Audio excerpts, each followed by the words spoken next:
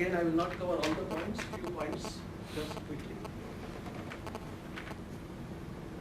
We are shifting, we are already into knowledge working. Mostly IT companies are mostly knowledge companies. Even other organizations in other sectors will be more knowledge intensive now rather than labor intensive. And when you are knowledge intensive, you will have to give the freedom to the person to work and organize himself the way he or she wants. You can't say you have to go there and run this pump, because now probably the pump will run because of an IoT device. But somewhere in the console, who is more of a knowledge worker, will need the necessary intelligence and an understanding that if the pump doesn't start, where all does it impact? And then his knowledge has to be used for a particular objective. Right? So that's one area. The second area is, in the recent past, we have seen companies like Accenture openly telling, informing on newspapers that they have done away with the appraisal processes.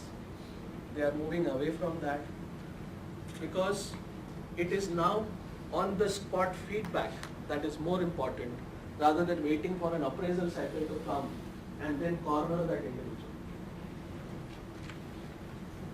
Yeah? How many of us run the appraisal cycles? Anyone here? Right? So the manager is preparing for 12 months. He is putting all the armor into him. And that one day is the day where he says, okay, today I'm going to use all my armor on this guy. So that itself will change, because the generation says, if I'm not doing it right, tell me now, rather than telling me after 11 months. So the whole approach of people development will change more from appraisals to ongoing feedback. And whether you will have a process around it or not, time will see. But I think feedback will be a part of the culture rather than a training program, giving and receiving feedback. Sorry those folks who run this session, but it will have to embed into the culture rather than being a training program done at a particular interval of the year. Right? So these are some shifts that are happening. And last one, the expectation from the bosses is that, fine, I don't know, why don't you coach me? Fine, you know it better than me, why don't you show it once, then I'll do it. So even if I am a manager or a leader, I will have to now learn how can I mentor and coach others, rather than just adopting the traditional management styles. This is your KPI, this is how you're supposed to do, you will have a monthly meeting, etc., etc. This might dissolve considerably. I'm not saying it will be eliminated, but it will get diluted. And the role of the manager and leader will be more of a mentor and coach. So anyone coach in this room? I am one. So we have business coming us. Okay, make sense?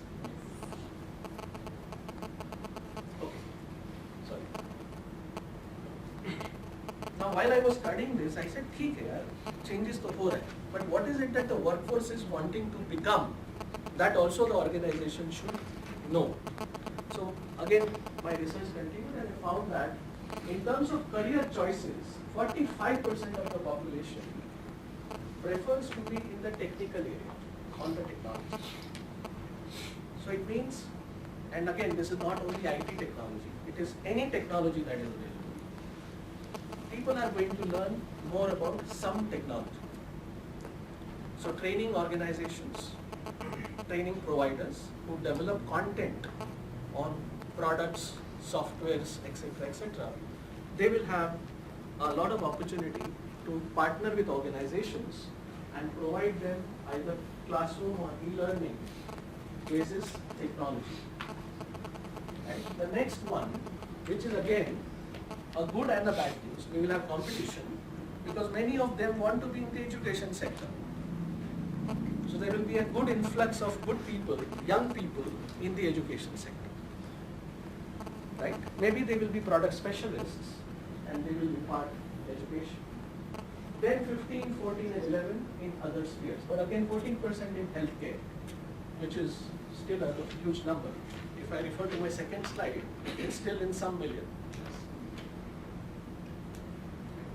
So this is how the mindset of the new generation appears to be as of today. And this is a December survey result which I'm sharing, December 2016. So it's still not old, but might be older in June and December of this year. So Anup, what is setting this mindset? How the mindset is getting it? So what Randstad and Deloitte did is, they picked up about 4,000 people in these age groups, and they ran them through this questionnaire. And what we are seeing is a compilation of those responses. Now, what is driving the choice? There is no information with me right now to share. This research was done in Indian Council. You have it This is mentioned. not mentioned here. It's not mentioned. Because geography and culture of That will country matter. allows you to realize these sections.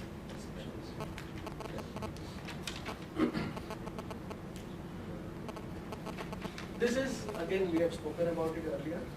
What kind of workplace or what kind of an organization do millennials prefer to work with?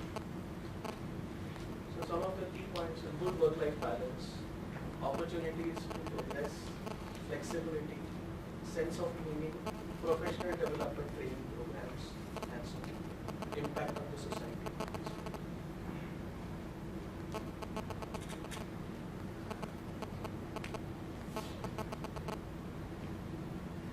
It was also important that we look at what is the impact of this on the leadership as a space.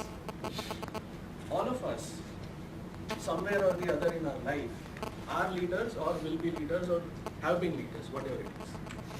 We will also have to go through certain change, wherein we will have to manage a team without a hierarchy. We will have to manage a person who is not reporting into us, or we will have to work with people who are temporary with me, but after the project is over, they are back to their teams. So purely collaborative work environments. We will have to adapt ourselves to this collaboration. Another area is soft skills. Manager and leaders will have to develop or enhance their soft skills, because like I said, you may not be managing all the resources yourself. You will be collaborating, and that requires a different level of communication, rapport, connect with the group of people in order to ensure that your objectives are delivered. Right? So it will have an opportunity on soft skill as a generic area. Last but not the least, I have talked about it, from authoritarian work environments, we are moving towards a democratic work environment. So everyone is treated at the same level, and anyone is free to share his or her opinion, irrespective of the hierarchy of the title that one holds. So that's a big shift. I think you were asking me this question. Yes, we are heading towards a more or less flat hierarchy. Yeah.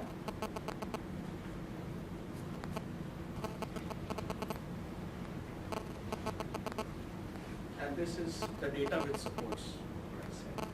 79% of people are expecting their manager to be a mentor or a coach.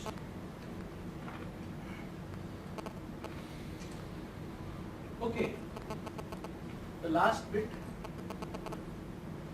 and we have members from Emerson, so they are better placed to talk about it, but I am more talking it from my own organization perspective, what we have enabled. We are fully e-learning enabled organization as far as soft skill is concerned, so we use it day in, day out. Content will be developed inside the organization in partnership with experts from the market. If it is an IP product, obviously within the organization. But if it's a generic thing, the content can come from the market, get curated, get converted into e-learning, and then get developed.